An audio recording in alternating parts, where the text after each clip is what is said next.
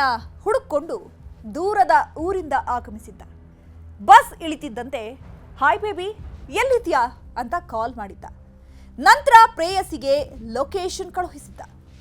ಆಕೆ ಕೆಲವೇ ನಿಮಿಷಗಳಲ್ಲಿ ಪ್ರಿಯಕರ ಕಳುಹಿಸಿದ್ದ ಲೊಕೇಶನ್ಗೆ ಓ ಇನಿಯಾ ನೀ ಬಂದ್ಯಾ ಅಂತ ಶೇಕ್ ಹ್ಯಾಂಡ್ ಕೊಟ್ಟಿದ್ಲು. ಇಬ್ಬರು ಮಾತನಾಡಿಕೊಂಡು ಒಂದು ರೂಮಿಗೆ ಹೋಗಿದ್ರಷ್ಟೆ. ಸಂಜೆ ಆದ್ರೂ ರೂಮಿನಿಂದ ಅವರಿಬ್ಬರು ಹೊರಗಡೆ ಬಂದಿರಲಿಲ್ಲ. ಏನಾಯ್ತು ಅಂತ ಬಾಗಿಲು ಓಪನ್ ಮಾಡಿ ನೋಡಿದ್ರೆ ಒಳಗೆ ಕಾಣಿಸಿತು ಚೆಲುವೆಯ ಶವ. ಆಕೆಯ ಜೊತೆಗಿದ್ದ ಯುವಕ ನಾಪತ್ತೆಯಾಗಿದ್ದ. ಇಷ್ಟಕ್ಕೂ ಆ ರೂಮಿನಲ್ಲಿ ನಡೆದಿದ್ದೇನೆ. ಏನಿದು ಹೆಣ್ಮಗಳ ಸಾವಿನ ಸತ್ಯ ತೋರಿಸ್ತೀವಿ ನೋಡಿ. ರಜಾ ಇರೋದ್ರಿಂದ ಕರ್ಕೊಂಡು ಹೋಗ್ಬಿಟ್ಟು ಈ ರೀತಿ ಸಾಯಿಸ್ಬಿಟ್ಟಿದ್ದಾರೆ ಸರ್. ಸಾಯಿಸ್ಬಿಟ್ಟು ಈ ರೀತಿ ಮಾಡಿದ್ದಾರೆ. ಅದರಿಂದ ಹೆಣ್ಮಕ್ಳನ್ನ ಎಲ್ಲಾದರೂ ದೂರ ಕಳ್ಸಕ್ಕೆ ಮತ್ತೆ ಎಜುಕೇಶನ್ ಕಳ್ಸಕ್ಕೆ ತುಂಬಾ ನೋವಾಗ್ತಾ ಇದೆ ಸರ್.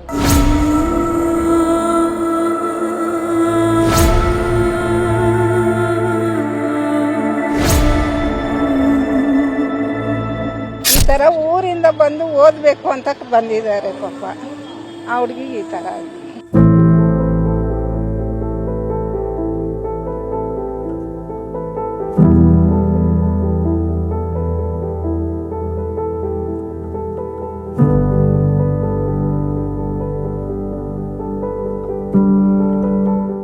ಏನಾಗಿದೆ ಏನು ಅನ್ನೋದ್ರ ಬಗ್ಗೆ ಇನ್ನ ವಿಚಾರ ಏನು ಗೊತ್ತಿಲ್ಲ. ಆದ್ರೆ ನಮ್ಮ ಮಗುನೇ ಕಲ್ಕೊಂಡಿದ್ವಿ ನಾವು.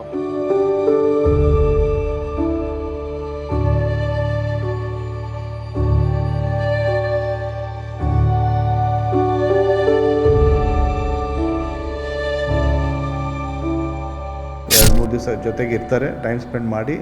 ಈ ದಿವಸ 23ನೇ ತಾರೀಕಿಗೆ 10:30 ಗಂಟೆಗೆ ಇದು ಇನ್ಸಿಡೆಂಟ್ ಆಗಿದ್ದು.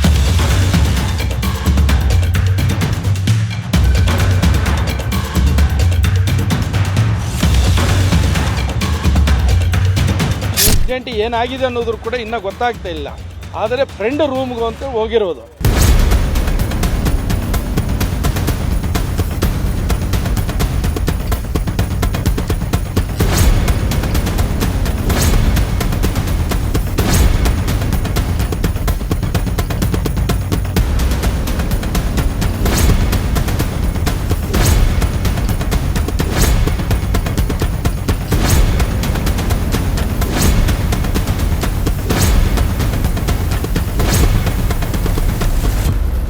ಒಂದಂತಸ್ತಿನ ಮನೆಯದು.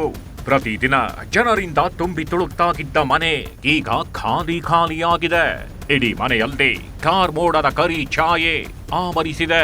ಇದೇ ಕಟ್ಟಡದ ಒಂದು ರೂಮಿನ ಬಾಗಿಲು ಕ್ಲೋಸ್ ಆಗಿದೆ. ರೂಮಿನ ಹೊರಗಡೆ ಯುವತಿಯ ಚಪ್ಪಲಿ ಇದೆ. ಸಿಂಕ್ನಲ್ಲಿ ಒಂದು ನೀರಿನ ಬಾಟಲ್ ಇದೆ. ಅಲ್ಲೇ ಮೊಬೈಲ್ಗೆ ಹಾಕಲಾಗಿದ್ದ ಚಾರ್ಜರ್ ಕೂಡ ಆಗಿದೆ. ಆದರೆ ಇದೇ ರೂಮಿನ ಬಾಗಿಲು ಓಪನ್ ಮಾಡಿ ನೋಡಿದಾಗ ಮನೆ ಮಾಲೀಕರು ನಿಂತಲ್ಲದೆ ನಡುಗಿ ಹೋಗಿದ್ರು.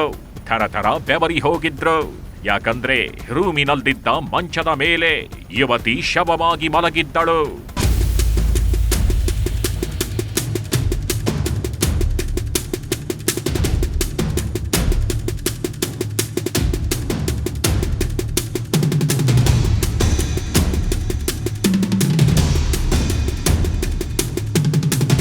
ಸದ್ದಿ ಇಲ್ಲದಂತೆ ಯುವತಿಯ ದಾರುಣ ಅಂತ್ಯ ನಡೆದಿರೋದು ಬೆಂಗಳೂರಿನ ಮಾದನಾಯಕನಹಳ್ಳಿ ಪೊಲೀಸ್ ಠಾಣಾ ವ್ಯಾಪ್ತಿಯ ತಮ್ಮೇನಹಳ್ಳಿಯಲ್ಲಿ.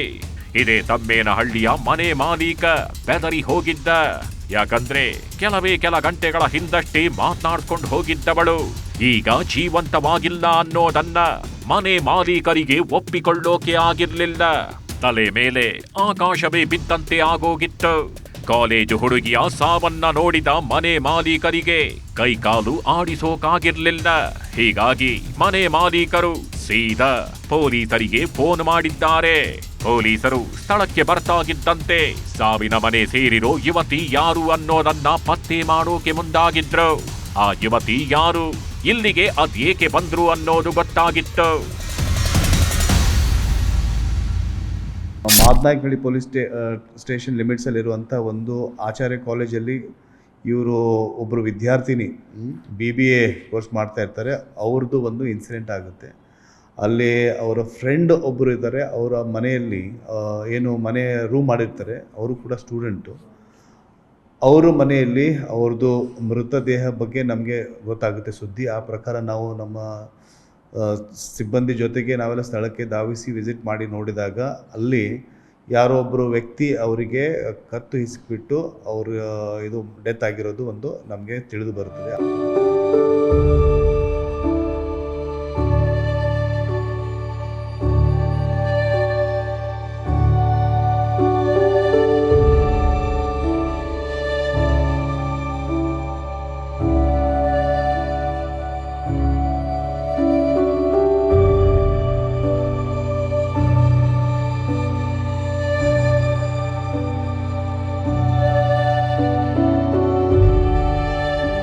ನೋಡೋಕೆ ಅಂದಗಾತಿ, ಸೌಂದರ್ಯವತಿ, ಬರೀ ಅಂದ ಚಂದ ಮಾತ್ರವಲ್ಲ, ಓದೋದ್ರಲ್ಲೂ ಈಕೆ ನಂಬರ್ 1, ಸ್ನೇಹದಲ್ಲೂ ಎತ್ತಿದ ಕೈ, ಅಪ್ಪ ಅಮ್ಮನ ಮುದ್ದಿನ ಮಗಳು, ಸಾಧನೆಯ ಹಾದಿಯಲ್ಲಿ ನಡೆಯಬೇಕಿದ್ದವಳು, ಕುಟುಂಬಸ್ಥರ ಕನಸನ್ನ ನನಸು ಮಾಡಬೇಕಿದ್ದವಳು.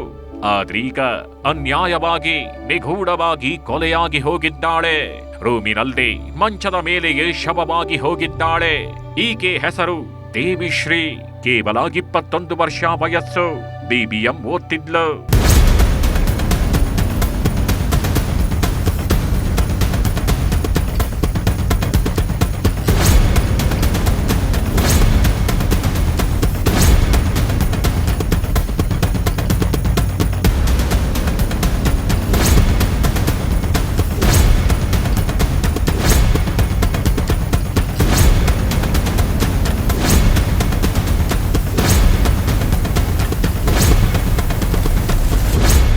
ಆಂಧ್ರದ ತಿರುಪತಿ ನಿವಾಸಿಯಾಗಿರೋ ಈ ದೇವಿಶ್ರೀ PUC ಮುಗಿಸಿ BBM ಓದೋಕೆ ಅಂತ ಬೆಂಗಳೂರಿಗೆ ಶಿಫ್ಟ್ ಆಗಿರ್ತಾಳೆ. ಬೆಂಗಳೂರಿನ ಪ್ರತಿಷ್ಠಿತ ಕಾಲೇಜ್ ಆಗಿರೋ ಆಚಾರ್ಯ ಕಾಲೇಜ್ ಸೇರ್ಕೊಂಡಿರ್ತಾಳೆ. ಮಗಳನ್ನ ಚೆನ್ನಾಗಿ ಓದಿಸ್ಬೇಕು ಅಂದ್ಕೊಂಡಿದ್ದ ಹೆತ್ತವರು ಕೂಡ ನೂರಾರು ಕನಸುಗಳನ್ನ ಕಟ್ಕೊಂಡು ಸಾವಿರಾರು ರೂಪಾಯಿ ಫೀಸ್ ಕಟ್ಟಿ ಮಗಳನ್ನ ಕಾಲೇಜಿಗೆ ಸೇರಿಸಿದ್ರು. ಆಟ ಪಾಠ ಎಲ್ಲದರಲ್ಲೂ ತುಂಬಾನೇ ಚೂಟಿಯಾಗಿದ್ದಳು ದೇವಿಶ್ರೀ. ಆದ್ರೀಗ ರಾತ್ರಿಯಷ್ಟೇ ಮಾತನಾಡ್ಕೊಂಡಿದ್ದವಳು ಎದೆ ಎತ್ತರಕ್ಕೆ ಬೆಳೆದಿದ್ದ ಮಗಳು ನಿಗೂಢವಾಗಿ ಸಾವಿನ ಮನೆ ಸೇರ್ಬಿಟ್ಟಿದ್ದಾಳೆ ಅಂದ್ರೆ ಹೆತ್ತವರಿಗೆ ಹೇಗಾಗಿರ್ಬೇಡ. ಆಕೆಯನ್ನ ಹೆತ್ತವರಿಗೆ ಬದುಕೆ ಬೇಡ ಅನ್ನಿಸ್ಬಿಟ್ಟಿತ್ತು. ಇನ್ಯಾರಿಗಾಗಿ ಈ ಜೀವನ ಅನ್ನಿಸಿತ್ತು. ದೇವಿ ಅಂತ ಮಗು, ಆದರೆ ಹೆಣ್ಮಕ್ಳವರು ಪಾಪ ತುಂಬಾ ಬಡವರು, ತುಂಬಾ ಕಷ್ಟದಿಂದ ಬೆಂಗಳೂರಲ್ಲಿ ಆಚಾರ್ಯ ಕಾಲೇಜು ತುಂಬಾ ಚೆನ್ನಾಗಿದೆ ಅನ್ನೋ ಉದ್ದೇಶದಿಂದ ಇಲ್ಲಿಗೆ BCA ಮಾಡಿಸೋದಕ್ಕೆ ಕಳಿಸಿರ್ತಾರೆ. ರೂಮಿನಲ್ಲಿ ಯುವತಿ ಸತ್ತಿದ್ದಾಳೆ ಅನ್ನೋ ವಿಷಯ ಗೊತ್ತಾಗ್ತಾಗಿದ್ದಂತೆ ಮಾದನಾಯಕನಹಳ್ಳಿ ಪೊಲೀಸರು ಈ ಯುವತಿ ರೂಮಿಗೆ ಬಂದಿದ್ದು ಹೇಗೆ, ಯುವತಿ ಜೊತೆ ಮತ್ಯಾರಿದ್ರು, ಅದ್ ಹೇಗೆ ಇಲ್ಲಿಗೆ ಬಂದ್ಲು ಅಂತ ವಿಚಾರಿಸೋಕೆ ಮುಂದಾಗ್ತಾರೆ. ಮನೆ ಮಾಲೀಕರು ಈ ಯುವತಿ ತನ್ನ ಮಗಳ ಫ್ರೆಂಡು. ದೇವಿಶ್ರೀ ಜೊತೆಗೆ ಅದೊಬ್ಬ ಯುವಕ ಕೂಡ ಬಂದಿದ್ದ. ಇಬ್ಬರು ಚೆನ್ನಾಗೇ ಮಾತನಾಡ್ಕೊಂಡಿದ್ರು. ತನ್ನ ಮಗಳು ಕೂಡ ಇವರ ಜೊತೆಗಿದ್ದಳು. ಅಲ್ಲಿಂದ ತನ್ನ ಮಗಳು ಹೊರಗಡೆ ಬಂದಿದ್ದಾಳೆ. ಆಗ ಏನಾಯ್ತೋ ಗೊತ್ತಿಲ್ಲ. ದೇವಿಶ್ರೀ ಹೆಣವಾಗಿ ಹೋಗಿದ್ದಾಳೆ ಅಂತ ಮನೆ ಮಾಲೀಕ ಹೇಳಿದ್ದ. ಹೀಗಾಗಿ ಪೊಲೀಸರು ಆ ಯುವಕ ಎಲ್ಲಿ, ಆತನ ಹೆಸರೇನು ಅಂತ ತನಿಖೆಗೆ ಮುಂದಾಗ್ತಾರೆ. ಆಗ್ಲೇ ನೋಡಿ ಯುವಕ ನಾಪತ್ತೆಯಾಗಿರೋ ವಿಷಯ ಹೊರಬರೋದು. ದೇವಿಶ್ರೀಯ ಲವ್ ಸ್ಟೋರಿ, ರೂಮ್ನ ರಹಸ್ಯ ರಿವೀಲ್ ಆಗೋದು.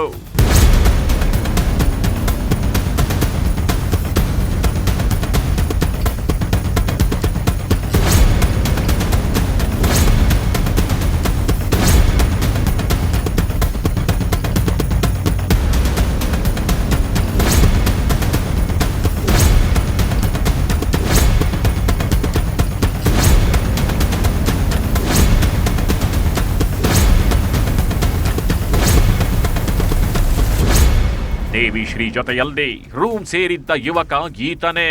ಹೆಸರು ಪ್ರೇಮ್ ವರ್ಧನ್. Degree student. ಇವನು ಬೆಂಗಳೂರಿನ ನಿವಾಸಿಯಲ್ಲ. ಈ ಪ್ರೇಮ್ ವರ್ಧನ್ ಕೂಡ ಆಂಧ್ರದ ತಿರುಪತಿ ಮೂಲದವನೇ ಆಗಿದ್ದ.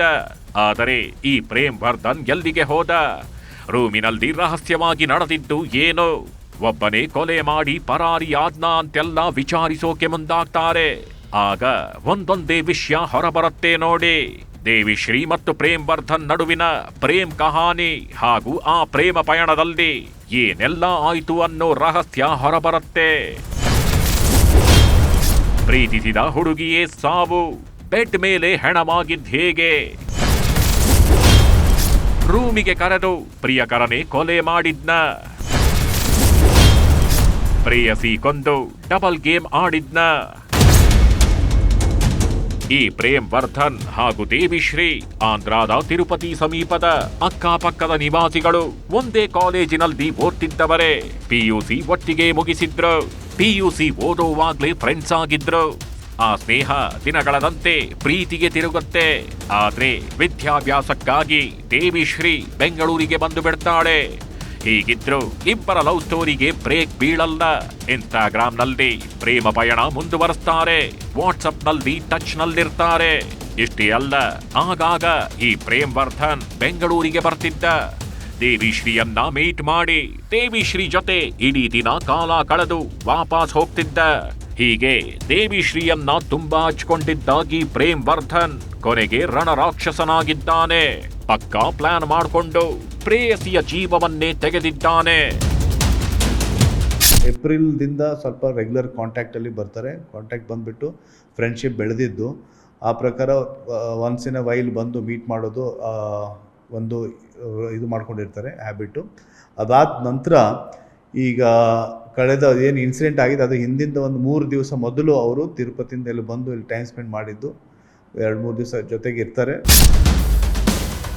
ಅದು ನವೆಂಬರ್ 23 ಭಾನುವಾರ, ಕಾಲೇಜಿಗೆ ರಜೆ. ಆವತ್ತು ದೇವಿಶ್ರೀ ಹಾಗೂ ಪ್ರೇಮ್ ವರ್ಧನ್ ಸ್ನೇಹಿತರ ಮನೆಗೆ ಬರ್ತಾರೆ. ಮನೆಯಲ್ಲಿದ್ದ ಒಂದು ರೂಮಿನಲ್ಲಿ ದೇವಿಶ್ರೀ ಹಾಗೂ ಈ ಪ್ರೇಮ್ ವರ್ಧನ್ ಕಾಲ ಕಳೆದಿದ್ದಾರೆ. ಮಧ್ಯಾಹ್ನ 12 ಗಂಟೆ ತನಕ ಇಬ್ಬರು ಮಾತನಾಡಿಕೊಂಡಿದ್ದಾರೆ. ಈ ನಡುವೆ ಅದೇನಾಯ್ತು? ದೇವಿಶ್ರೀ ಹಾಗೂ ಪ್ರೇಮ್ ವರ್ಧನ್ ಜಗಳ ಮಾಡಿಕೊಂಡಿದ್ದಾರೆ. ಜಗಳ ಆಗ್ತಾಗಿದ್ದಂತೆ ರಾಕ್ಷಸನಂತೆ ಆದ ಪ್ರೇಮ್ ವರ್ಧನ್ ದೇವಿಶ್ರೀಯ ಮೇಲೆ ಮುಗಿ ಬಿದ್ದಿದ್ದಾನೆ. ದೇವಿಶ್ರೀಯ ಕುತ್ತಿಗೆ ಬಿಗಿದು ಕೊಲೆ ಮಾಡಿದ್ದಾನೆ. ನಂತರ ಕೊಲೆ ಪ್ರಕರಣದಿಂದ ತಪ್ಪಿಸಿಕೊಳ್ಳೋಕೆ ಮುಂದಾಗ್ತಾನೆ.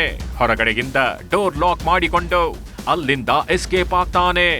ಮನೆಯಲ್ಲಿ ಯಾರೂ ಇಲ್ಲದ ಪರಿಣಾಮ ಈ ನೀಚ ಪ್ರೇಮ್ ವರ್ಧನ್ ಈಸಿಯಾಗಿ ಪರಾರಿಯಾಗಿದ್ದ.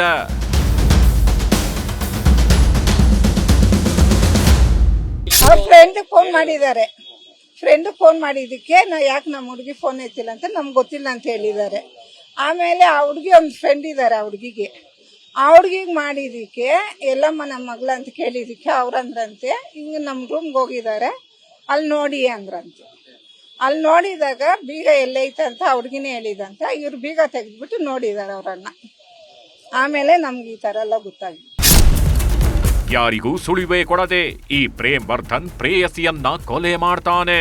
ನನಗೇನೂ ಗೊತ್ತಿಲ್ಲ, ನಾನೇನು ಮಾಡೇ ಇಲ್ಲ ಎಂಬಂತೆ ಬಸ್ ಹತ್ತಿ ಸೀದಾ ತಿರುಪತಿಯಲ್ದಿರೋ ತಮ್ಮ ಮನೆಗೆ ಹೋಗೇ ಬಿಡ್ತಾನೆ. ಮನೆಯಲ್ಲಿ ಕೂತ್ಕೊಂಡು ತಿರುಪತಿ ತಿಮ್ಮಪ್ಪನ ಬಳಿ ಬೇಡಿಕೊಂಡಿದ್ದಾನೆ. ತಪ್ಪು ಮಾಡಿಬಿಟ್ಟಿದ್ದೀನಿ, ದೇವ್ರೇ ನೀನೇ ಕಾಪಾಡಬೇಕು ಅಂತ ಮನಸ್ಸಿನಲ್ಲೇ ಬೇಡಿಕೊಂಡಿದ್ದಾನೆ. ಇತ್ತ ಕೊಲೆ ಪ್ರಕರಣ ಬೆನ್ನತ್ತಿದ ಮಾದನಾಯಕನಹಳ್ಳಿ ಪೊಲೀಸರು ಟೆಕ್ನಿಕಲ್ ಎವಿಡೆನ್ಸ್ ಹಿಂದೆ ಬೀಳ್ತಾರೆ. ಮೊಬೈಲ್ ನಂಬರ್ ಟ್ರ್ಯಾಕ್ ಮಾಡ್ತಾರೆ. ಆಗ ಹಂತಕ ತಿರುಪತಿಗೆ ಹೋಗಿದ್ದಾನೆ, ಆರಾಮಾಗಿ ಓಡಾಡ್ಕೊಂಡಿದ್ದಾನೆ ಅನ್ನೋದು ಪೊಲೀಸರಿಗೆ ಗೊತ್ತಾಗುತ್ತೆ. ಪೊಲೀಸರು ಕೂಡಲೇ ಅಸಲಿ ಆಟ ಶುರು ಮಾಡ್ತಾರೆ. ತಿರುಪತಿಯಿಂದ ಬಂದುಬಿಟ್ಟು ಅವ್ರ ಜೊತೆಗೆ ಸಂಪರ್ಕದಲ್ಲಿರ್ತಾರೆ.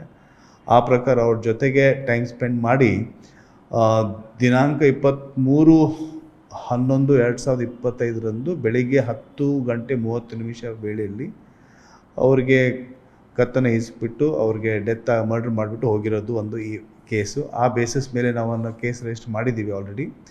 ಆ ಪ್ರಕಾರ ಈ ನಮ್ಮ ಹತ್ರ ಇರುವಂತಹ ಏನು ಕುರುಹುಗಳಿತ್ತು, ಟೆಕ್ನಿಕಲ್ ಡೀಟೇಲ್ಸ್ ಇತ್ತು, ಅದನ್ನು ಇದು ಮಾಡಿಬಿಟ್ಟು ಒಂದು ತಂಡನ ನಾವು ಇಮಿಡಿಯೇಟಾಗಿ ಕರೆಸಿ ಯಾರು ಇದನ್ನು ಮಾಡಿದ್ದಾರೆ ಅವ್ರಿಗೆ ನಾವು ಸೆಕ್ಯೂರ್ ಮಾಡಿದ್ದಾಗಿದೆ. ಈ ದಿವಸ ಬೆಳಿಗ್ಗೆ ಅವರಿಗೆ ನಾವು ಅರೆಸ್ಟ್ ಕೂಡ ಮಾಡಿದ್ದೀವಿ. ಕಾಲೇಜ್ ಲವ್ವರ್ ಪ್ರೇಮ್ ವರ್ಧನ್ ನನ್ನ ಈ ದೇವಿಶ್ರೀ ತುಂಬಾನೇ ನಂಬಿದ್ಲು, ಪ್ರೀತಿ ಮಾಡಿದ್ಲು. ಬೆಂಗಳೂರಿಗೆ ಆಗಾಗ ಬರ್ತಿದ್ದ ಪ್ರೇಮ್ ವರ್ಧನ್ ಜೊತೆ ಕೈ ಹಿಡ್ಕೊಂಡು ಓಡಾಡ್ಕೊಂಡಿದ್ಲು. ಹೀಗಿದ್ದ ದೇವಿಶ್ರೀಯನ್ನ ಈ ಪಾಪಿ ಕೊಲೆ ಮಾಡಿದ್ದು ಯಾಕೆ ಅನ್ನೋದು ನಿಗೂಢವಾಗಿಯೇಗಿರುತ್ತೆ. ಹೀಗಾಗಿ ಪೊಲೀಸರು ಆರೋಪಿಯನ್ನ ಲಾಕ್ ಮಾಡಿ ಕರ್ಕೊಂಡು ಬರ್ತಾರೆ. ಆಗ ಅಸಲಿ ವಿಷಯ ಏನು ಅನ್ನೋದನ್ನ ಅವನಿಂದಲೇ ಸತ್ಯ ಹೇಳಿಸ್ತಾರೆ. ಈ ದಿವಸ 23ನೇ ತಾರೀಕಿಗೆ 10:30 ಗಂಟೆಗೆ ಇದು ಇನ್ಸಿಡೆಂಟ್ ಆಗಿದ್ದು. ಆ ಪ್ರಕಾರ ಒಂದು ಈ ಡಿಫ್ರೆನ್ಸಸ್ ಬಂದಿರೋದು ಒಂದು ಜಗಳ. ಯಾವುದೋ ಒಂದು ಕಾರಣಾಂತರ ಅವರಿಬ್ಬರ ಮಧ್ಯೆ ಜಗಳ ಆಗುತ್ತೆ. ಆ ಪ್ರಕಾರ ಆ ಜಗಳದಿಂದ ಸಿಟ್ಟಿನಿಂದ ಅವರು ಆ ಪ್ರಕಾರ ಈ ರೀತಿ ಆಗಿದ್ದಕ್ಕೆ ಅವರು ಒಂದು ಉದ್ದೇಶದಿಂದ ಅವ್ರಿಗೆ ಮರಣಾಂತಿಕ ಕೊಲೆ ಮಾಡಿಬಿಟ್ಟು ಡೆತ್ ಆಗಿದ್ದು ಆ ಪ್ರಕಾರ ಕಂಟಿನ್ಯೂ ಆಗಿ ಕೊಲೆ ಹಿಂದಿನ ಅಸಲಿ ವಿಷಯ ಗಿಲ್ದೇಗಿರೋದು ನೋಡಿ. ಪ್ರೇಮ್ ವರ್ಧನ್ ಹಾಗೂ ದೇವಿಶ್ರೀ ನಾನೊಂದು ತೀರ ನೀನೊಂದು ತೀರ ಎಂಬಂತೆಗಿರ್ತಾರೆ.